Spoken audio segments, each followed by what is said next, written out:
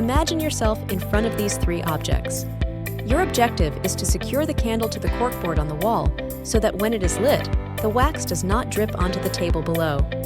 You find yourself puzzled by the goods and turning them over in your hands. Could you conceive of a solution? Welcome to the circle. We'll answer that for you. So, when faced with this situation, most individuals just think about the candle, matches, and thumbtacks. However, more creative minds see the possibilities of the thumbtack box. The best way to solve the issue is to think of the thumbtack box as a candle holder rather than a container. The candle problem is a classic creative thinking test designed by Carl Duncker and published posthumously in 1945. It has since been used in several research to assess everything from cognitive flexibility to the psychological consequences of stress. In the late 1970s, psychologist Alice Eisen used it as the foundation for a significant experiment to investigate how mood influences people's creativity. She started by splitting the volunteers into two groups. Before confronting the candle challenge, one group received a modest gift, a bag of sweets. The other group began the assignment without any such incentive. The assumption held that individuals who were given the sweets would be in a better mood when they attempted to solve the riddle. Eisen found something interesting. Those whose attitudes were slightly enhanced by the present performed much better in solving the candle challenge. When I initially read about Eisen's experiment during my psychology studies, I thought it intriguing but not very transformative. Personally, I'd never had the strong need to attach a candle to a wall.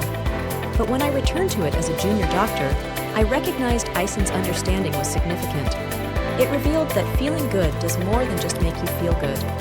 It also transforms your thought and behavior habits. I later realized that the study had become the foundation of a wave of research into how happy emotions influence many of our cognitive functions. It demonstrated that when we are in a good mood, we prefer to examine a wider range of options, are more receptive to new experiences, and better assimilate the information we get. In other words, feeling good increases our creativity and productivity. Barbara Fredrickson, a professor at the University of North Carolina at Chapel Hill, was among the first to investigate how this worked. Fredrickson is a key figure in positive psychology, a relatively young field of study that seeks to explain and promote happiness. In the late 1990s, Fredrickson presented the broaden and build theory of happy emotions. Positive emotions, according to the widen and build idea, increase our awareness while also strengthening our cognitive and social resources.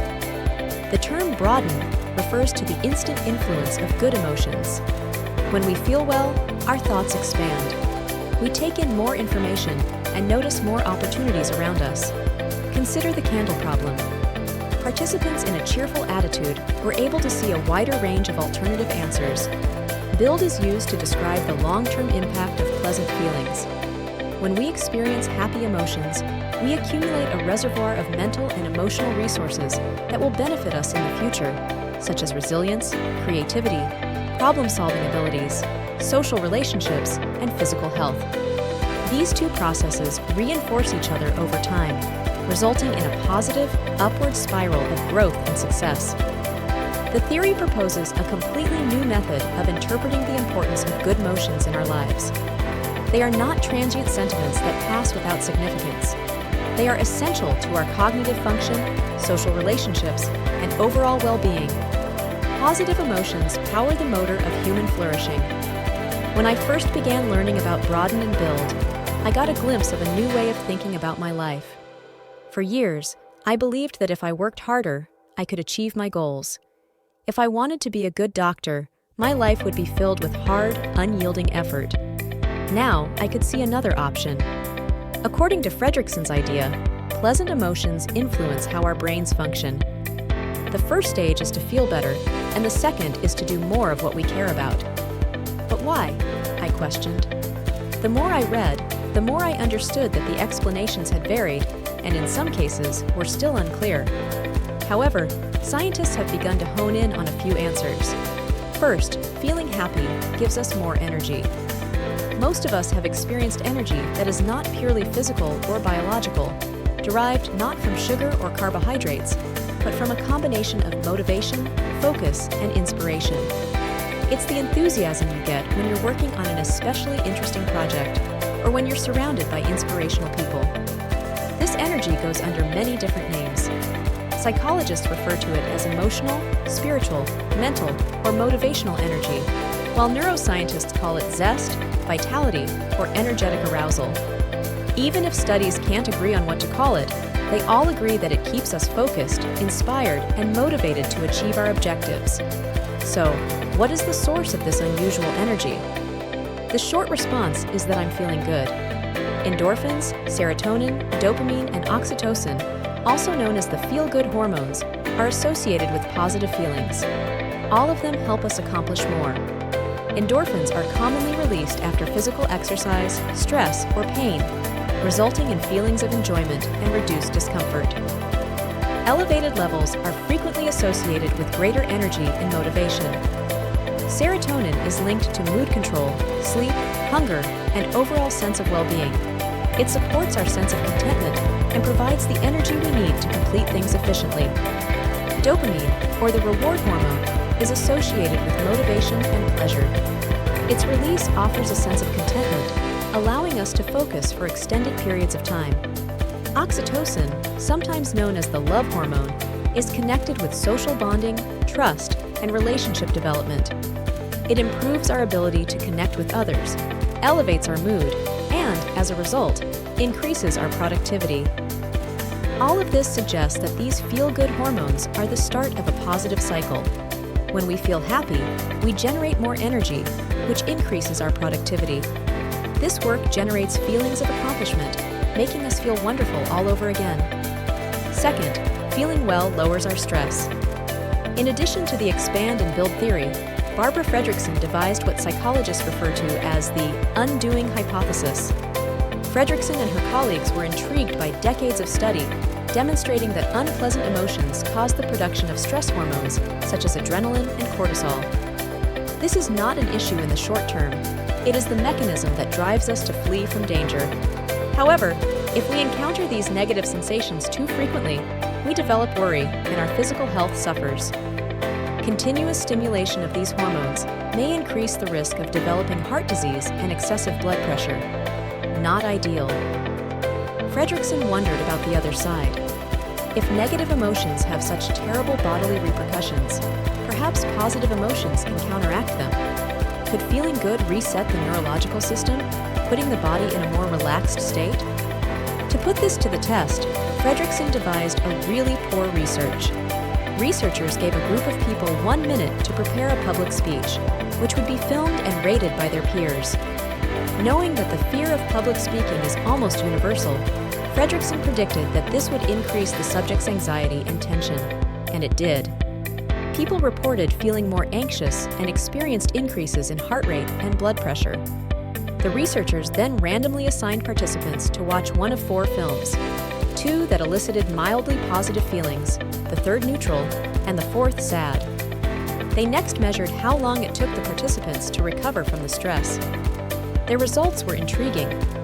Participants who saw positive emotion films had considerably less time to return to their baseline state in terms of heart rate and blood pressure, whereas those who watched the sad film took the longest to return to baseline.